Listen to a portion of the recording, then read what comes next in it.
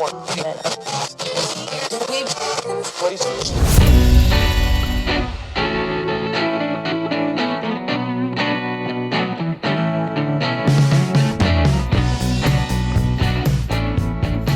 matters. Be heard. Welcome to the podcast where you get exclusive behind-the-scenes tips to make your own show sound truly spectacular. This is Podtastic Audio. Hey, what's happening, everybody? How are you doing today? Thank you so much for being here today. I am Chris of the Chris and Christine Show podcast. You can find out all about that show if you decide to look it up at chrisandchristineshow.com. And guess what? Yeah, it doesn't really matter how you spell it because I bought a few extra domain names to kind of cover if it's CH or K. Truthfully, it's actually spelled with Ks, but if you misspell it, don't worry about it. And if you're super lazy, don't even worry about that. There's actually a link to it in the show notes below this podcast. You scroll down and there it is. Ta-da! Made it very simple and easy for you to do. So hopefully you have a podcast. And if you don't have a podcast, don't even worry about it. Don't stress about it, all right? It's no big deal. I am here to help you. That is what Podtastic Audio is all about. It's about helping you make the finest and best audio you possibly can with the gear that you're already using right now. And I know that if you're starting out podcasting, you don't have a ton of money to invest in gear or possibly like audio editors out there. There's a lot of audio editing software you can buy. I mean, you know what's funny is that once you kind of go into this like wormhole of like, hey, I'm going to look at this device, and you start window shopping, and then you see some other podcaster that has like a crazy expensive setup. Or maybe they've got like a big massive computer with a big giant screen on the wall, and they've got like the best editing software, or they've got like, Rodecaster Pro 2. Like, I mean, I just bought that, but they'll have mixers and consoles, and they'll have a full on, like maybe they've got an actual like podcasting studio room with a table and all of the podcast boom arms set up for the microphones, and they got like the best microphones and the best gear. You know what? I mean, that's always good to strive for that stuff. But if you're just starting out with just you and your friends, or maybe just you by yourself doing a podcast, you don't need to spend all that money on all that gear. You don't have to do that. And there's one easy, simple, free program that I've suggested every podcaster use, even if you're like, you know what? I'm already set up with my stuff. Like I already like using Adobe Audition, or I already like using Hindenburg or whatever it is that I'm paying for. That's great. But now, I always say Audacity. Audacity is free. And just this last week, I'm telling you, they just did a major update to Audacity. I have a Mac, so I don't know if the update came to Windows yet, but definitely on the Mac for sure. It's Audacity 3.2.0. Now, they did do a few things. They did change a few things on here, so things do look a little different when you look at Audacity. But one major change that one complaint that everyone says about Audacity, they always say, hey, Audacity is great and all, but it's a destructive editor. Now, what does it mean when they say it's a destructive editor? Basically, it means if you make modifications to the audio file, like change the EQ and things of that sort, is that they're pretty much permanently put on there. So you can't really change it later unless you hit the back button or the undo button and you go back a couple sections before you made that change. You get back to the beginning and then start over. I guess the way to think about it is like this. Say you're painting a picture or something like that, and you're painting on top of something, and you want to go back to the original one, but you've already painted on top of it with multiple colors and different paints. So you kind of have to like somehow remove the paint off of each level. That would be like the back button. It would like remove the first level and then the second level. So you got back to where you were at. Now, with Audacity 3.2.0, they have built in real-time effects that can be changed and modified at any time live in real time. So basically what I'm saying is that if you're working on an audio track and you want to adjust things, tweak things live in real time, you totally can do that. If you're not satisfied with that, no matter how many changes you made, you can easily go back to the original. Very simple. It doesn't destroy the original file. And of course, you need to get these real-time plug-in effects. I believe my MacBook came with some already built in with the Apple effects already built into Audacity. So I was playing around with it a little bit today and yesterday. So maybe I'll tweak this audio after I record this, play with it in Audacity, and actually, change things. And if I don't like the way things sound, I always can change them back. It's very simple. Audacity is really stepping up their game with like other big name, audio workstations. They're like, you know what? We can do pretty much the same stuff, and we're constantly evolving. They've had like a bunch of updates in the last like year, which is telling me that they're actually taking this seriously. They're not like, we're putting an update out like 10 years ago and whatever. We don't care. I know it's free, and I know people think that because it's free, they're like, well, it's free. What are they really even doing anything with it? Because it's free stuff. Who cares? But they're making a serious audio editor out of this thing. And I would suggest anybody try it out, especially if you're new to podcasting, because, you're not going to spend a ton of money on audio editing. I think some people still use that free like audio podcast editor that Anchor provides. I've never used it. Like, I don't care. I just use this. This is so much better than whatever they can provide. And I like using Audacity. I learned Audacity. I think it's very simple to use. The buttons are nice and big. You click on one, it kind of tells you what it's going to be doing, how to save stuff very easily. There's some modifications you can do. And another feature, it gets better, I know.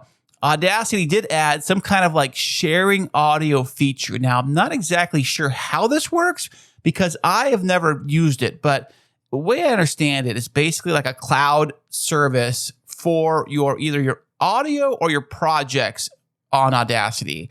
That I'm not too sure about, but it's like a cloud-based thing that you can upload directly from Audacity. I do not know if you can upload it directly to a podcast host.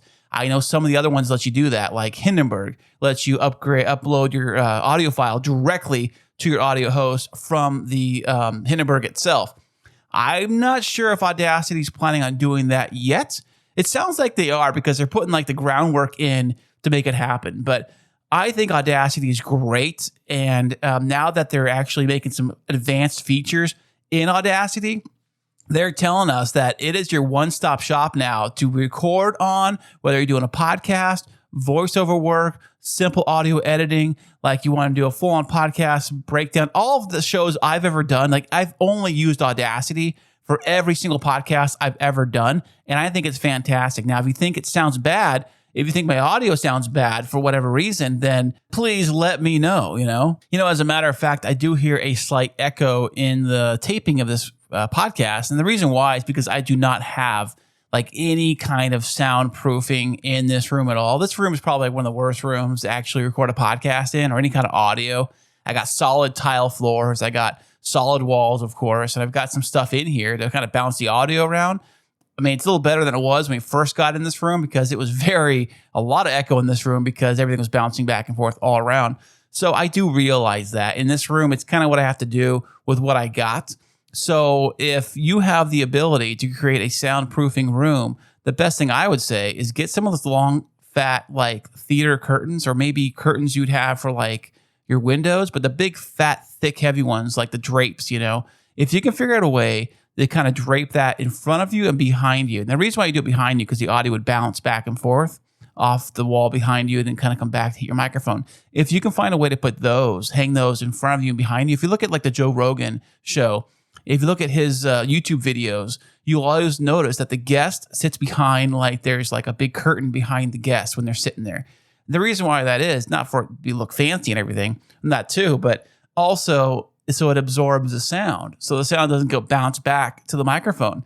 The more solid objects you have in the room, it's horrible for audio. No matter what kind of microphone you have or what kind of gear you have, it can be very tricky sometimes to make sure the echo kind of gets down to a minimum. And I'm doing my best to keep it as minimum as possible in this room, but it is what it is, So if you've been doing podcasting for a little while now, you're probably always trying to figure out like what is going on in the world of podcasting. Like, what is going on with my host? What's Apple doing with podcasting? Are they doing an upgrade, updates?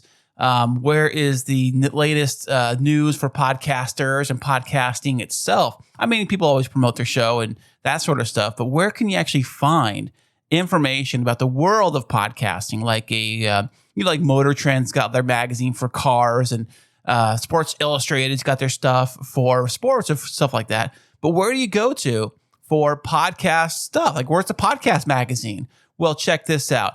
There is a dedicated daily website that updates every day and sends you newsletters every day via email all about the podcasting industry, and that is Podnews. Now, it's found at podnews.net. You head on over there and you want to know everything you want to know about podcasting. They got all kinds of great articles, all kinds of great stuff, all the information, all the nuts and bolts behind podcasting. You can find over there at podnews.net. And today we have the creator of Podnews himself, James Cridland, coming on the podcast, and he'll talk all about Podnews, all about podcasting, his history in radio.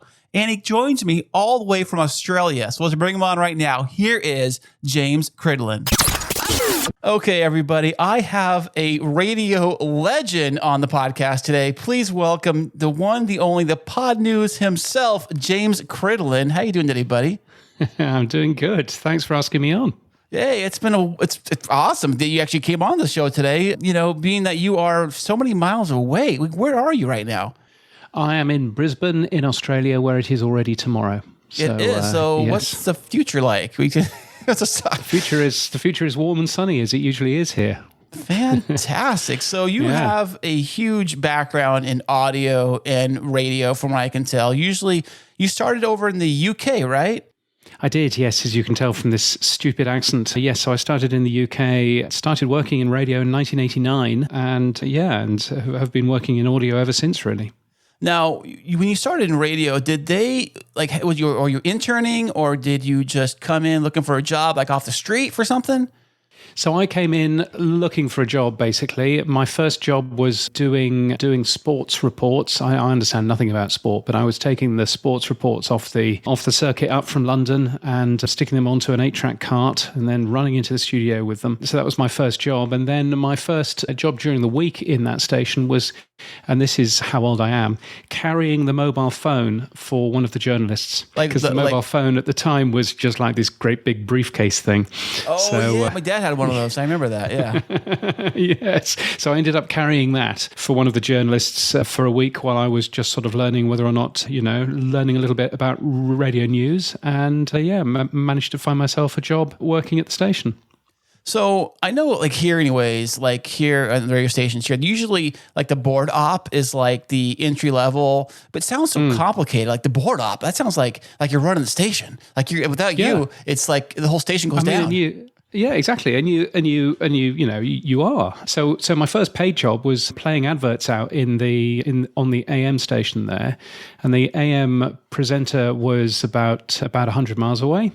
And so he would let us know when the commercial break was coming up, and I would then play the local ads in, and hope that his length of ad break was the same as my length of ad break when we would come back out of that. So that was my first sort of paid job. And but you were in charge of the station. It was quite a thing for a kid basically out of school.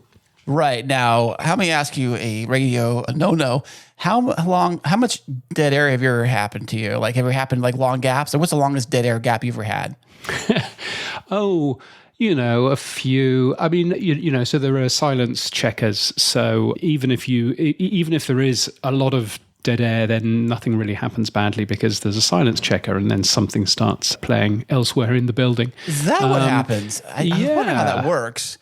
Because otherwise, all manner of things go wrong. But I don't think I messed up too much. The worst was, I remember I was board opping during a piece of satellite delivered radio that we had on a Sunday afternoon. It was the network chart. It was the top 40. They used to come from London, and I was board opping, and I started getting a little bit worried because the signal kept on coming in and out. Oh, no. And I realized that it was snowing outside, snowing really, really, really heavily, and the satellite dish was filling with snow, and there wasn't very much I could do about that. Did you get the shovel out, right? Or the broom or something? Well, I would have loved to have done that, but the satellite dish was 18 floors up from where I was in the basement. Oh. And secondly, I didn't know how to get there. Oh, right.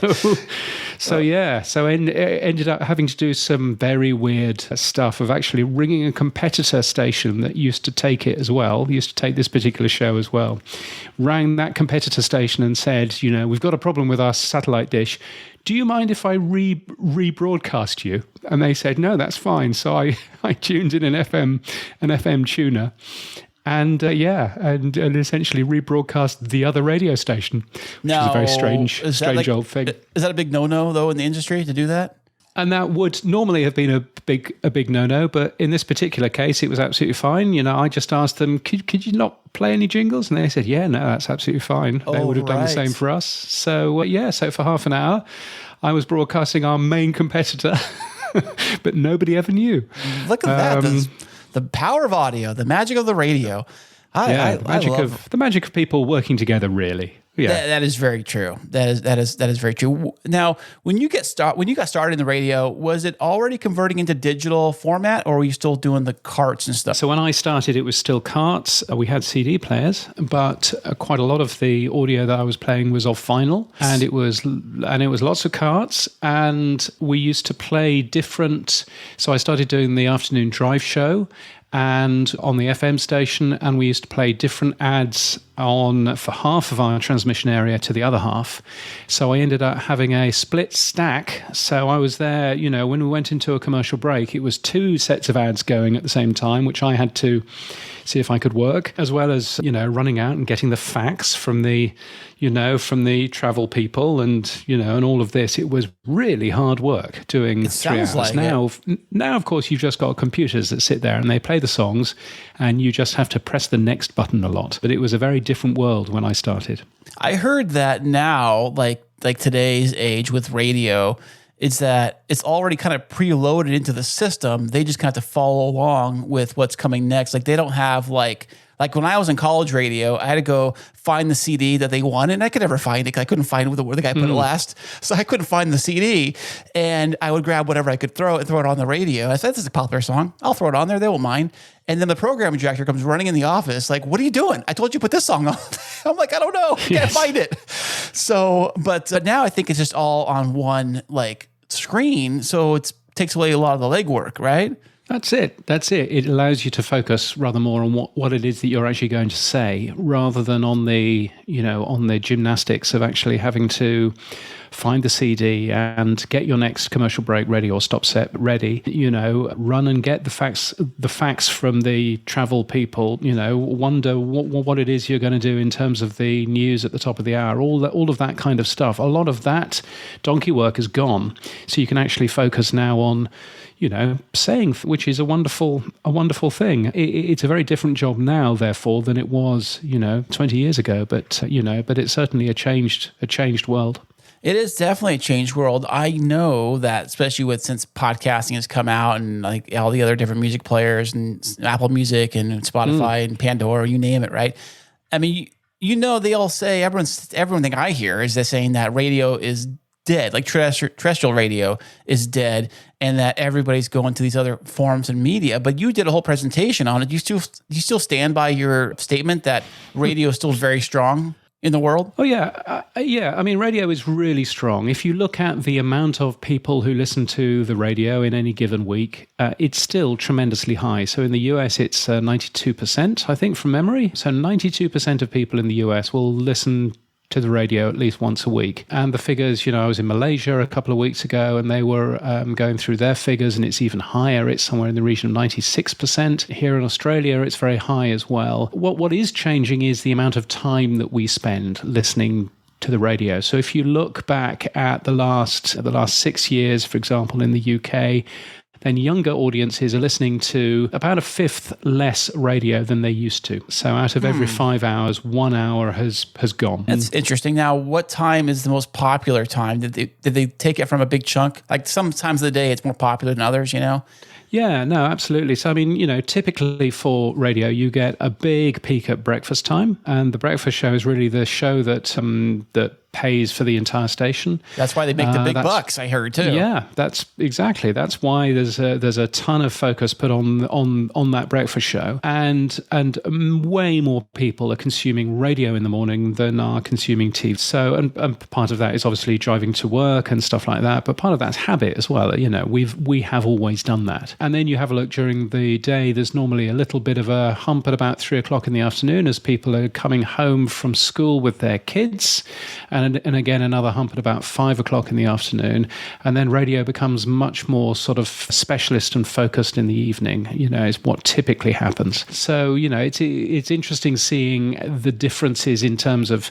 how different countries consume radio, but that's you know, typically how these things work. So radio is still tremendously popular, and way more popular than podcasting is, way more popular than Spotify or Apple Music or any of those services are. But very clearly, you know, Spotify and Apple Music are beginning to be more popular. And if radio stations just turn around and just play 10 songs in a row back to back, well, frankly, there's not much difference between them and Spotify, so you may as well have a listen to Spotify. You know, so radio's challenge, I think, is making sure that it focuses on producing great content, which is real and relevant to its audience, and that isn't necessarily just playing 10 great songs in a row. Right. I think what makes a great show, a great station, because I know out here anyways, there's a lot of morning radio shows, and you'll be like, oh, a new radio show popped up, and then when they're gone, and another one takes their place and pops in. I think the station's trying to fill, they're trying to find that excitement that, you know, other morning shows might have. But I think that what differentiates one morning show from another, it's got to be the personalities and what they bring, because anybody can read the news, and no offense, but anybody can read the news and spit into a microphone. Yeah. No, indeed. You know, but you got to do your own spin on it and make it entertaining. That's what I say. Yeah, exactly. And you know, and the world has changed in terms of how quickly we know that something is working. So we used to rely on diaries. We used to rely on people quite literally writing down what they've listened to over the last week, and then that would eventually get back and be reported on, and that would be the numbers that you would go out and sell to advertisers and so on and so forth. That used to be the way that radio worked. Now radio works by small, you know, gadgets sitting in people's pockets or on their phones, monitoring what they're listening to. So you actually know from day to day, oh, you know, that show is doing really well. What happened to this show yesterday? What happened to this feature in that show? Why don't people like this new song? You know, and you can change your programming based on, you know, overnight information, which we never used to be able to end up doing. So that probably explains why there's, you know, maybe a bit more change and a bit more choice on the radio these days. Yeah, I used to get these phone calls, and I would take part in their survey. I loved radio, you know, and eventually I started getting annoyed by them because they would call me up, and like usually it's dinner time, and it was my house phone. We didn't have cell phones back then. Well, maybe I did, but they call up and say it's so and so from the radio station, or from I think it wasn't the radio station. It was from the company that owned the radio station, and they would call and do like a survey on what songs should we be playing. Oh yes, a music test, indeed. Yeah, so they would play like 10 or 12 songs, like samples of them, and you say yes or no, or click a 1 or a 2 or something, just to give a feedback and stuff. And I would participate for that, but after a while, it started getting I was kind of like, okay, I got better things to do, you know? Yeah, exactly. But, so I love radio. Like since I am not on the radio, what I do is I am a driver, like a truck driver, surprise. Yeah. And when you're a driver, radio is all you got. It's all you have. Yeah. So that's why I probably like grew up on the radio so much, whether it's radio or podcasting and like morning shows. And I used to be a big morning show junkie. Like I would go to the events. They have events happening. I would go there. I was invited to the studio one morning. I sat in for an entire morning show in the biggest radio station in town. That was a thrill, seeing all how everything worked, you know, and all that, talking to the guys and stuff one-on-one. That was a real thrill. And some stations like that one, I don't know if they still do that because of the whole pandemic thing, but they used to have everybody come in like on a Friday, guests come in, they'd have like comedians come in, and everybody in the studio. They bring us breakfast. It was great. The glory days. I loved it. Well, I do remember. So I did the evening show for a while, and the first year that I was doing it, I made a big deal of the fact that it was my birthday coming up, and I was promoting it as if it was a big station event. Of it's only 8 days left now for you to go out and buy your birthday present for me. Nice. Here's the address to send it to, blah, blah, blah. So I did that, and I got some presents, which was very nice, and I got some cards and stuff. The following year, I had basically said that I didn't want to do that job anymore, and so I'd already given in my notice, and I didn't know whether I would be on the air on my birthday, so therefore I didn't mention it at all. But even so, came into the radio station, and I had 4 birthday cards, which had been sent to me. From the 4 listeners? birthday cards. Yeah. That is from great. listeners. That's great.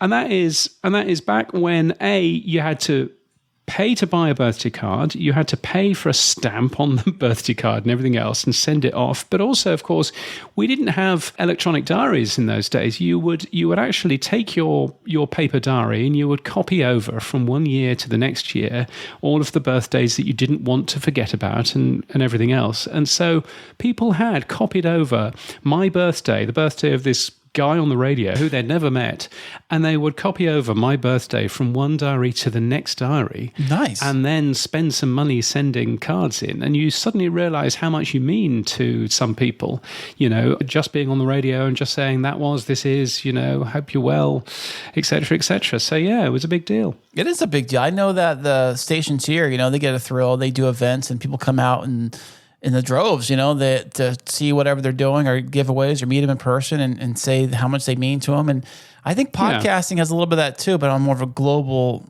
space versus the radio, which usually is pretty local to the region that you're in. Yeah. And I live in San Diego, and to the north of me is Los Angeles. And they have a major radio station called K-Rock. And for a while there, like in the 90s, probably you were on the radio, they had like all the big name people have come off of K-Rock. Like Jimmy Kimmel was on K-Rock, for example. These guys all came up from radio, which is fantastic. It's a great medium. I love it. No, it is. It's a great thing, and it's a great way of learning skills, particularly if you're working not in stations in LA, but if you're working for stations in the middle of nowhere. It's a great way to learn to learn what it is that you're doing, learn what works in terms of audio, what doesn't work, and so that, you can then, once you've learnt your trade, then you can move on to one of the larger stations. So yeah, it's a great place to be. So what do you think is the future of radio? Like where is it going?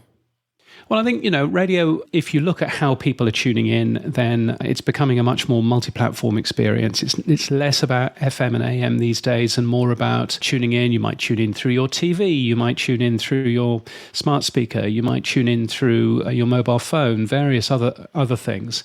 So I think, that's the first thing that AM and FM and therefore the localness of it is certainly changing. And I think the second thing is that younger audiences are becoming much more used to on-demand audio as well as live. And so there are benefits of live audio at certain times, but there are also benefits for on-demand audio at other times. And so what we're seeing is that a lot of great radio people are beginning to move away from away from live radio and into podcasting because they can see real opportunities on the on-demand side and seeing what they can actually do there as well. So, yeah, but, radio isn't going to go away anytime soon. I think radio is going to get older because certainly the majority of the time spent listened, which is the important thing, is from older people, 55 plus. And so I suspect that the sound of radio is going to get a little bit older, which is probably a mistake. But I think that radio by itself is going to be around for a long, long time still. That is fantastic. Now, you mentioned podcasting. I have a podcast, 2 podcasts actually, and you have some podcasts me too. So you are the creator, if I'm mistaken here, the creator of Podnews itself? Mm-hmm. Yeah. Wow. So when did you start that thing? Well, so it's a daily newsletter around podcasting, and funnily enough, I started it because I was in LA. I was at the Worldwide Radio Summit, which I think is as worldwide as your worldwide baseball. Okay, in that it's not very worldwide. Right, you guys hate it. I think my kids love it, but Yeah, I think possibly I was I was the worldwide that year. But anyway, really enjoyed it. But I was chatting to a friend of mine in the bar, and he was saying, "Where'd you get your news about podcasting?" And I talked to him, and we couldn't really think of anywhere that was producing news about the podcast industry at that time, with the exception of, one guy that was very focused on Brooklyn and very focused on the public radio type services that were coming out of, those sorts of companies. But really, there was nobody looking at it from a global basis. Nobody looking at, at any of the wider industry news. And so I thought, well, that's probably something that I can do. So, so left LA, did my commute home, which is only a 14-hour flight, so that's okay. That's gotta be brutal. and then sort of fiddled around for a couple of weeks thinking, well, how would I do that? And ended up launching Podnews back in 2017, in May of 2017, and thought, this is probably a thing. And I reckon that there might be something in it. I wasn't quite expecting it to be quite as large as it currently is. But so that's basically how it started. I love Podnews. I've gotten some stats that I've thrown on this podcast out there, especially the one, I just threw out the one recently. I think you did one on, was it on the 4 million podcast, and then whittled it down to how many was listening per 90 days or 30 days. Was that your? Yeah. I mentioned those stats on this podcast. I think it's very fascinating how people think that they cannot fit in a pool of 4 million.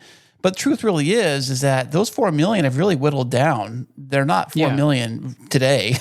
Yeah, I mean, if you look at the amount of regularly updated podcasts, then there are 155,000 of those, and that essentially means that if you are competing in terms of marketing for podcasts, competing against getting your name out there, then realistically there are only going to be a maximum of 155,000 others who are shouting in that particular space. So it's a very different world than going in where you've got, it's over 5 million podcasts now. What? You don't really need to worry about that bit too much. You can focus much more on the fact that there are only, in inverted commas, 155,000 of them, and so therefore you have much more choice of making your podcast a success. And I think again, that's a fascinating. It's fascinating to actually think about it in that way. It really is, because I mean, first thing any new podcaster thinks is there's a lot of podcasts out there, like a lot, but I mean, they're not all making content. I know, thanks to our good old friends, the pandemic, a lot of people decided they were bored and they decided to start a podcast. And we saw a massive surge of podcasting pop up in 2020, maybe even 2021. Yeah. Maybe. Are you watching any of the data on that to see how many of those shows that sprung up are falling off?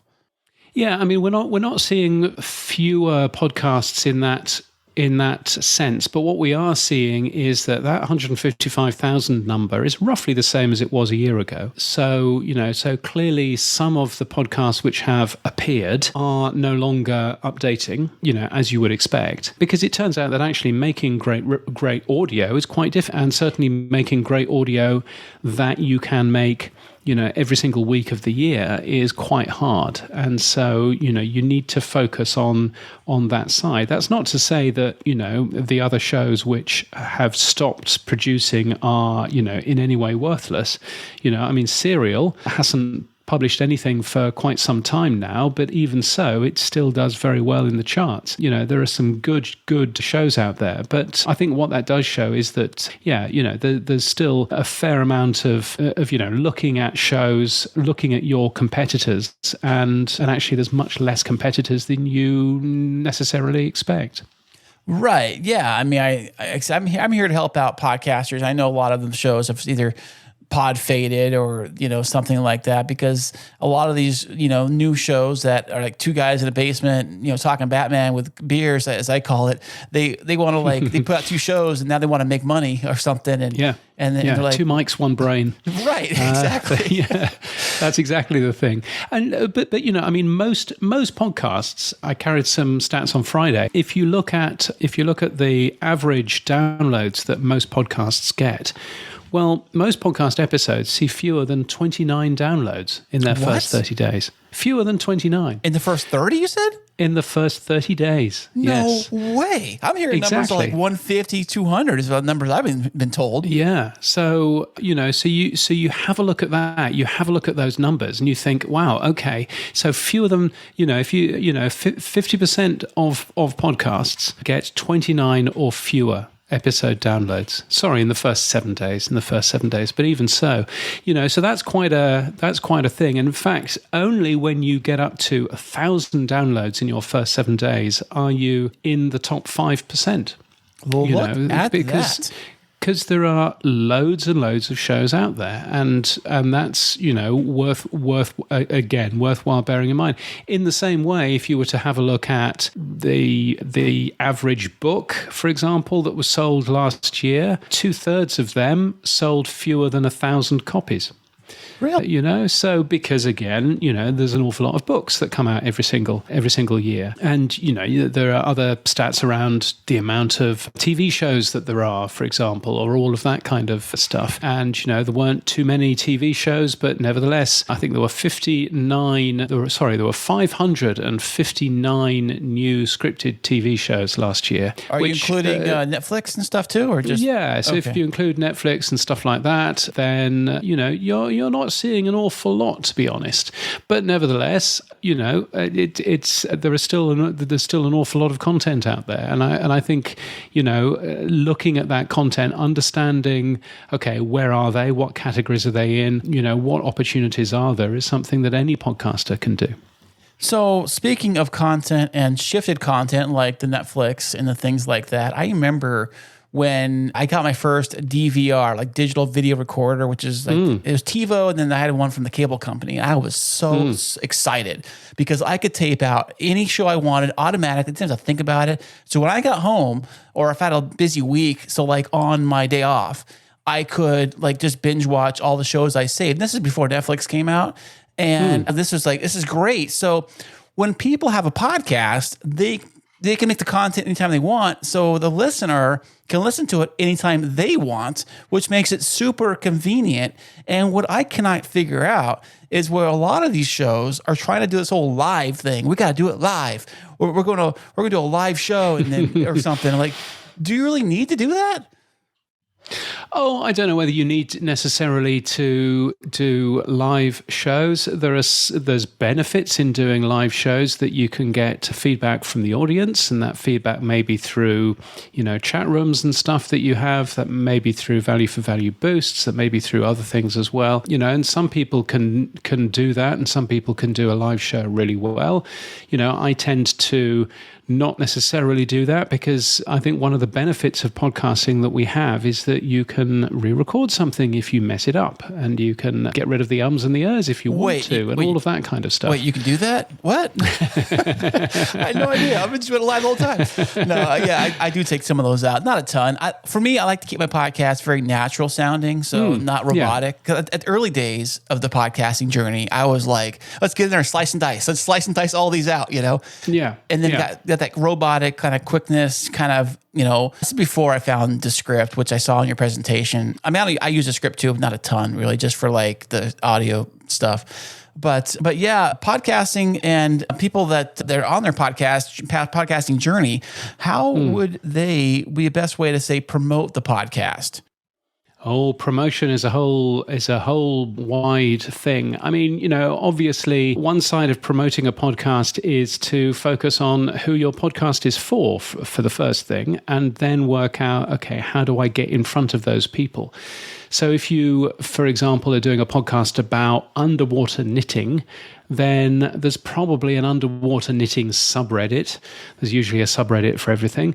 Go in there and help people and get to know the people who are in that particular community. Go to some of the underwater knitting conferences and, and talk to underwater knitters and all of that kind of stuff. That is always going to be the best method of promotion, is making sure that your your podcast is visible to the community that it's out there to serve.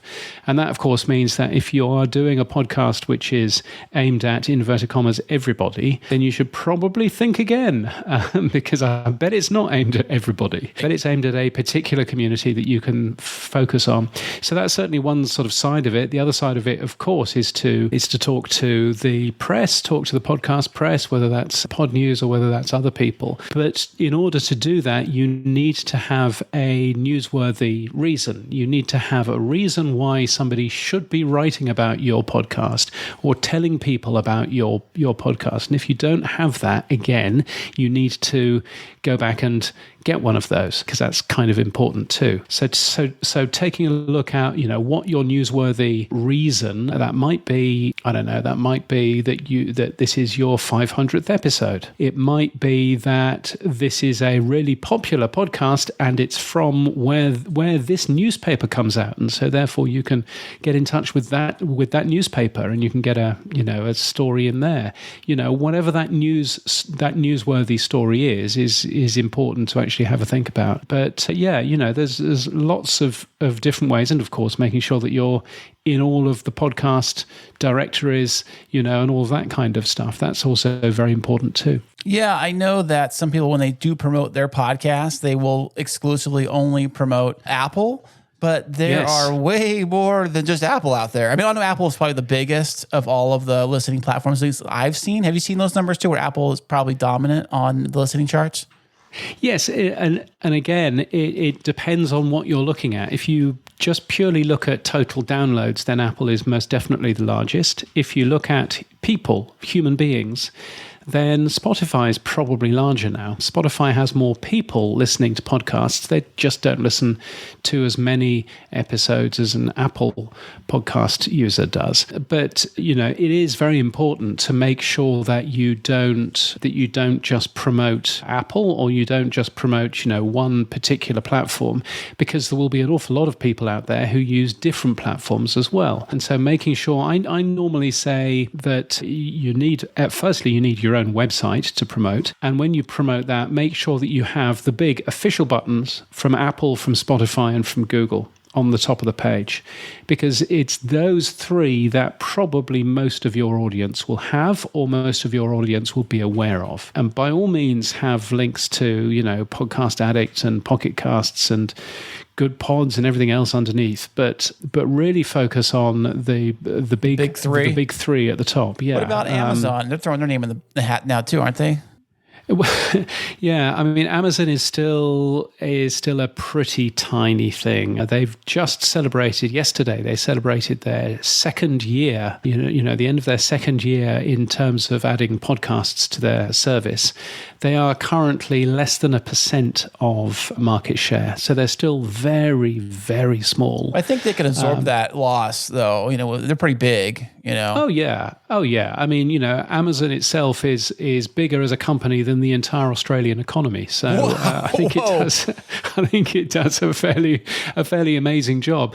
But and in fact, one of the things that Amazon is now doing in the UK is Amazon now has a promotion for some of its shopping customers that you can earn £5, which is about $5.50. In money to spend in Amazon if you'll only just listen to a podcast on Amazon Music, please. No way. Yeah. How do you sign up for that? Is it like a service or like a... So you just need to be an Amazon user in the UK. But I think that's probably showing that there's something a little bit strange going on in terms of Amazon's reach. But Amazon is certainly a very small, service, and really focusing on Apple, Spotify, and Google is the right way, in terms of making sure that typical normal people who maybe listen to podcasts, maybe don't, can actually find and understand you. Because by and large, an Apple Podcasts link will always work on an iPhone. Right. A Google Podcast link will actually always work on an Android phone. Even if you don't have the Google Podcasts app installed, it'll still work amazingly. And then Spotify, quite a lot of people have that. And so therefore, adding those three as your main buttons is a really important thing. So, James, what do you think about say some new app comes out and they say, "Oh, well, our podcast player is going to be different than all the rest of them," and they try to be with the bunch. Is it even worth it for them to even try to launch something like that, going against an Apple or a Google and a Spotify?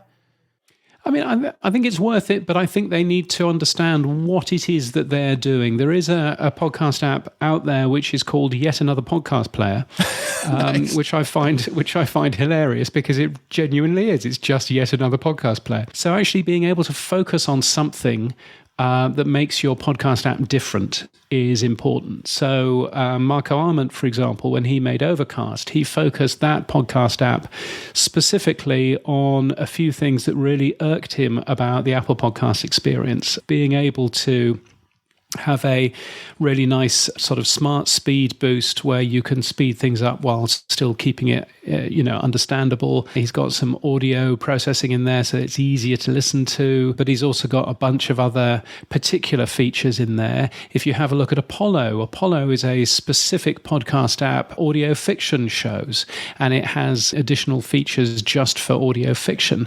Or you have a look at Fountain, which is an app that I use and that I'm an advisor for. Fountain, again, is a pretty clever app which has focused very much on clips, so you can share clips with other people, nice. But also focuses on some of the new podcasting 2.0 stuff of being able to pay those podcasters that you really like and enjoy listening to per minute as you listen, or you can send them additional boosts as well. So, there are different podcast apps out there, but they're all doing different jobs. And I think, if you're just Amazon and you come and you launch another app that works almost as well as Apple Podcasts, well, the answer to that is people are still going to use Apple Podcasts. Yeah, I was kind of thinking that. I was thinking the same thing too. Like, I have an iPhone. I've had iPhone since the beginning, and I've always had Apple Podcasts, and I've Spotify. The only time I ever really use Spotify is if somebody sends me a podcast to listen to and they're not an Apple, they're probably guaranteed to be on Spotify. So I probably would go there to check it out. That's kind of the reason why I use that for that.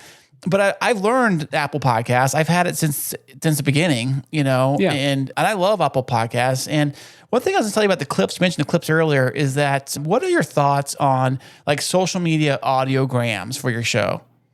So if you're going to share, clips of audio on things like Twitter and TikTok and those sorts of things, then clearly you need some video to go along with it. And that's what some of these tools end up doing. And some of them seem to work okay in terms of promoting a particular podcast, and being able to highlight a particular clip, and maybe it does captions and stuff so that you can actually read it as you're scrolling through.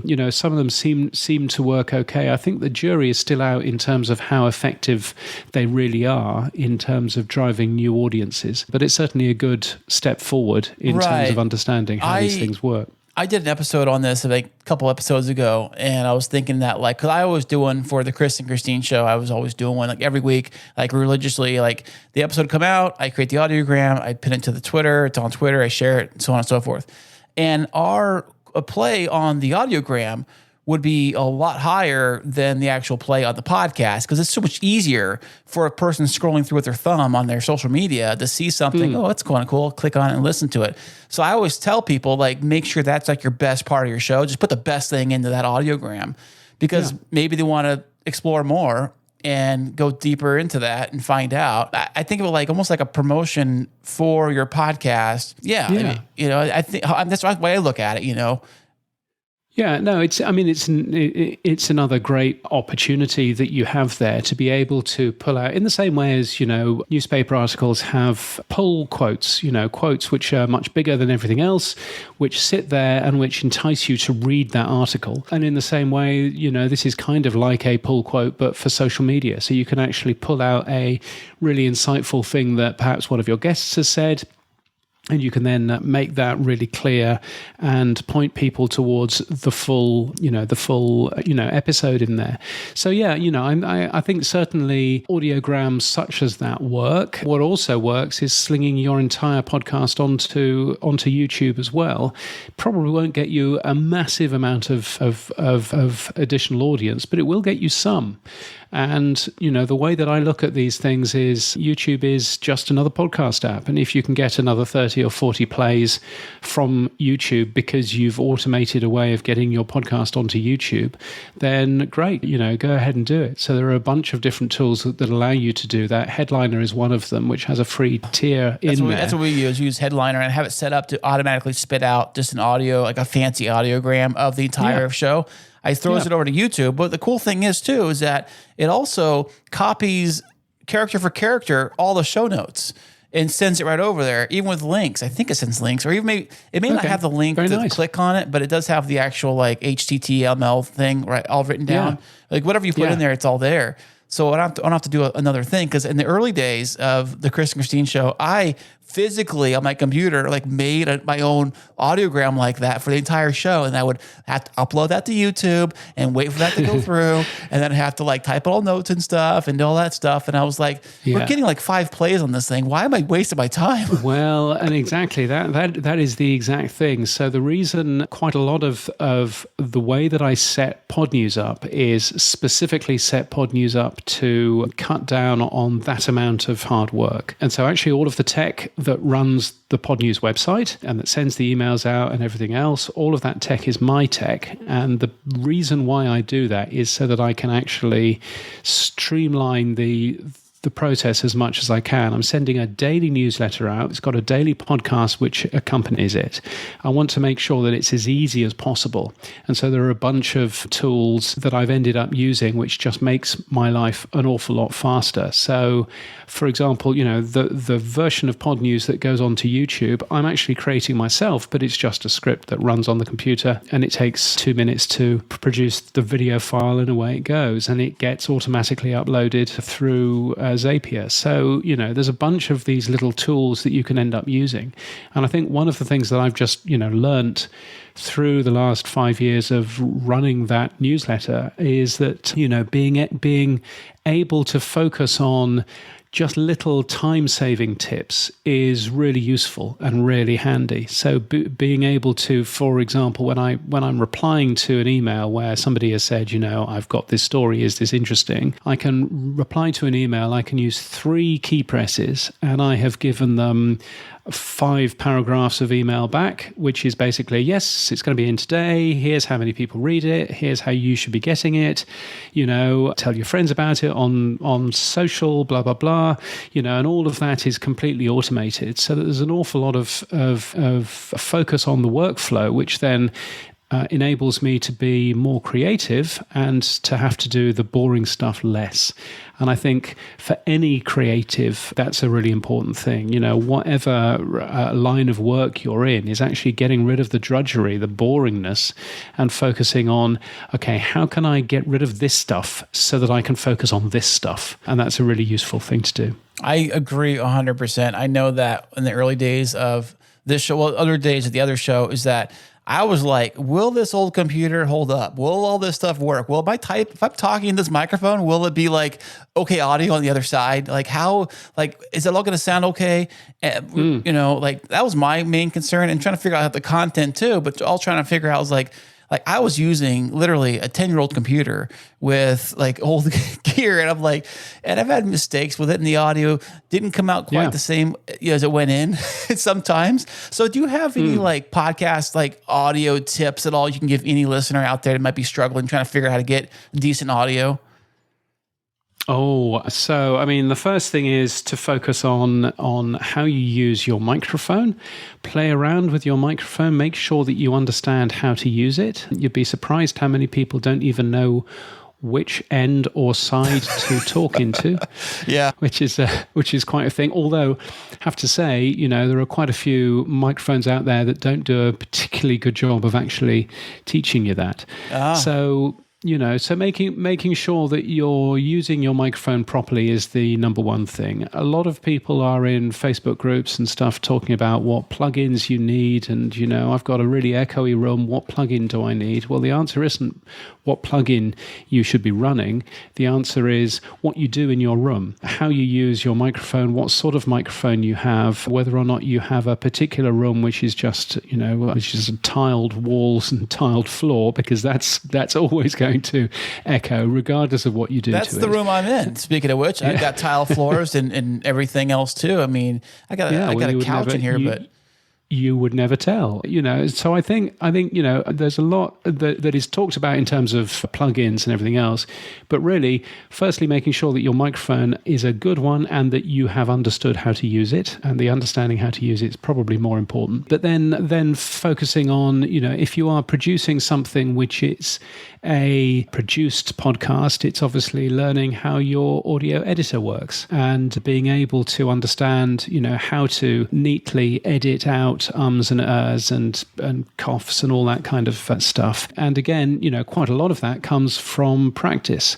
And I found it interesting, having been out of the audio production world for maybe 5-6 years, when I started producing a podcast version of the Podnews newsletter, how utterly alien I found everything, because I'd forgotten how everything worked. Yeah. And I was using different tools which I'd not used before, and I started using Audacity. Don't use Audacity. What? But That's I started my favorite, using. man. I love Audacity. Well, because Audacity is really unforgiving. If you make a change, if you edit something and then you want to change your mind, you can't unedit it without quite a lot of hard work. What? There's a back button. I use it all the time. Oh, there's a back button, but what happens if you make an edit, you make a couple more edits, and then you go, that first edit, I probably shouldn't have made that. Then you're stuck. Oh, here's what I do. Then you're stuck. Well, this is what I do, right? So what you can do is you do the first edit, right? And then you save that, but you still have it on the screen. Then you hit new, so it pulls up a brand new session that you're going to work on.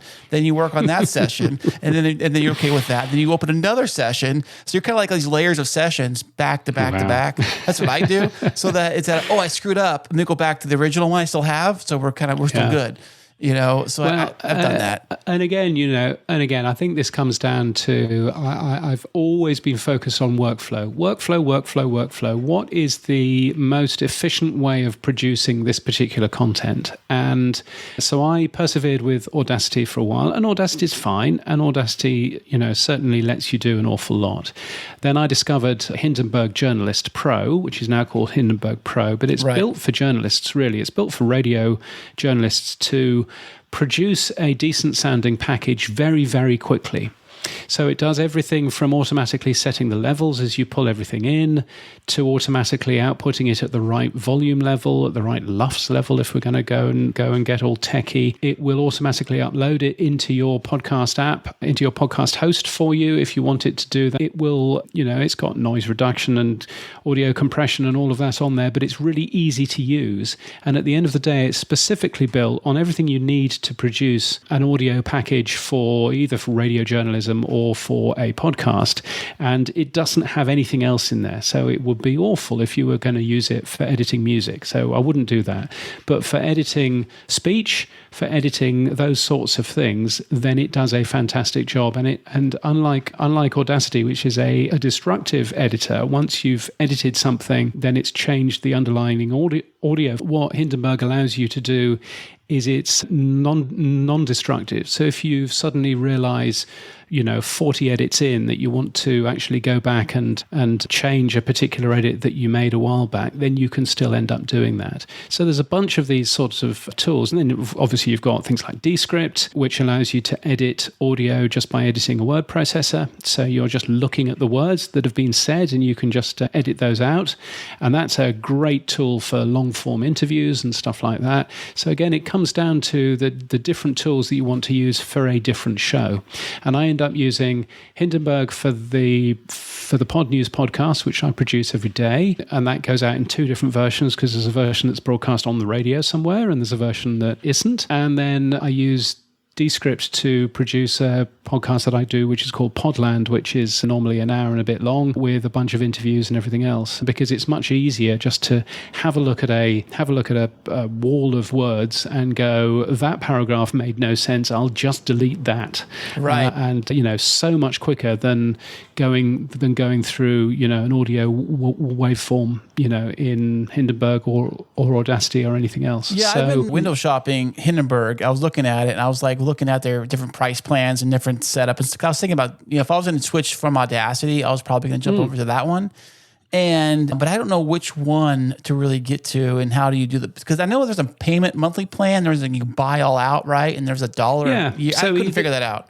Yeah. So either you buy it outright, as a piece of software, which I did quite some time ago, or I believe that you can just spend a little bit of money every month, much like the, Office 365 type of thing that you would do. And that seems to work fine too. And so really, I believe that there's either a 30-day or a 90-day, sort of test run as well. So you can just download it and play with it and see if it's any good for you. But yeah, but it's different tools for different people. And if you're producing something which is an hour long and you really want to be able to grab individual questions that you've asked and move those around and everything else, then Descript might end up being the better tool, because you might end up finding that is much easier, or do what I do, relatively often, which is actually do a bit of the initial work in Descript in terms of working out the rough order of everything and how everything is going to run, and then tidying it up in Hindenburg as well. You can always do that too. So yeah. But again, lots of interesting tools that are out there that you can use to make a specific show. Yeah, there definitely is. Like I said, I learned Audacity just because, when we started the show, we didn't know if we were going to keep going or how serious we were going to take it. So I just looked up what's an easy, free editor for audio out there. Of course, Audacity is top of everyone's list. It works on everything: Linux, Mac, Windows, you name it. It works on all that stuff, which is great. It makes it simple for that stuff. As far as Hindenburg, does it work pretty well on the Mac? Because I have a Mac. Yeah, it works great on the Mac. I have a Mac too, and it works great on that. I think the secret with all of these things, and actually, the first time I tried Hindenburg, I thought, this is rubbish. Why would anybody use this? And it took me a couple of days of watching the YouTube videos to actually realize, no, that's the reason. And it takes a little bit of time for it to click with you. But it works great. So the way that Podnews works is, and obviously I'm doing this every single day, and so therefore it needs to be quite nice and fast. The way that Podnews works is that actually I'm producing 7 different versions of that podcast, because I'm producing 2 different versions in audio, but I'm also producing MP3 files, I'm producing AAC files, I'm producing files in Opus, which is a special audio codec that is really low bitrate. That's, I think CleanFeed runs on that, I think. Yeah, so it does a bunch of these tools. So therefore, I'm actually producing 7 different versions of the audio, plus then producing a version in video as well, uploading all of those. And and again, there are certain things that Hindenburg does, which actually makes that an awful lot faster as well. So yeah, so it's a good sort of a mix of just sort of playing around. I'm told very good news about Reaper, which is a seemingly hugely complicated but free podcast, audio editor. Right. And there's a bunch of other ones that other people use as well. Like GarageBand. Yeah, GarageBand apparently. Well, I tried it, dude, and I could not figure it out. I'm used to Audacity. I'm like, what is this? Where's the microphone? Is this microphone even working? I don't know. I can't find it. I don't know. Yeah, so I don't think necessarily that's necessarily the right plan, but certainly, anything that's been specifically built to make life simple, straightforward, and more importantly, fast for radio journalists is probably the right thing for somebody that wants to produce something which is fast and which is, mostly speech. And so that's what I've ended up doing. But, again, it takes a bit of time learning these things and playing around with them. But Berg is pretty good. If it's good enough for Adam Curry, it's good enough for me. Yeah. So stamp of approval right on that. You also put a stamp of approval on CleanFeed too. Exactly. So yeah, so that's always fun to have a look at. And and in terms of microphones and in terms of other equipment and stuff like that, I lots of people slag them off, but a little USB microphone is all that you need. Really? I keep telling people that same thing too, I mean, because people are dropping thousands of dollars. Like I've heard this one thing, or somebody on Twitter was saying they just bought the new Rodecaster and a SM7B microphone and a cloud lifter, all this stuff. And I'm like, okay, now your show is going to be great. And now it's going to take off. That's all it needs. At the end of the day, all you need is if you grab yourself a decent USB microphone, and just underline the decent there, Shure MV7 is what I'm using right now, then that is really all that you need. You don't need any special interfaces or anything else if it's just you. If you are recording something with another two people in the same room, then absolutely you need lots more complicated equipment. But if it's just you and you're interviewing people, remotely using Clean Feed or using Squadcast or other things, then all you need is a decent USB mic. That's it, man. Yeah, and when I'm traveling, I don't take this fancy microphone because it's too good for the TSA to ruin. So I have a tiny little MV5, which is a Shure microphone, which they normally recommend for kind of video cameras, and you might attach it to your phone as you're filming a video and stuff, but it works absolutely fantastically as a little microphone that you can sling in your backpack, and that's what I take on the road. So when I'm speaking at conferences and stuff, I've still got to produce a Podnews every day, and so that's what I end up using then. That is fantastic. Well, James, this has been so wonderful having you on Podtastic Audio today, man. I really, really appreciate you stopping by. Hey, where can everybody find out all about you and all your wonderful stuff? Well, they should go to podnews.net and subscribe. It's a free newsletter, or they can find it in their favorite podcast app and also in Spotify. Ha-ha. Fantastic, buddy. Well, James, you have a good rest of your day, buddy. Well, thank you, and have a good rest of yesterday, as they say here.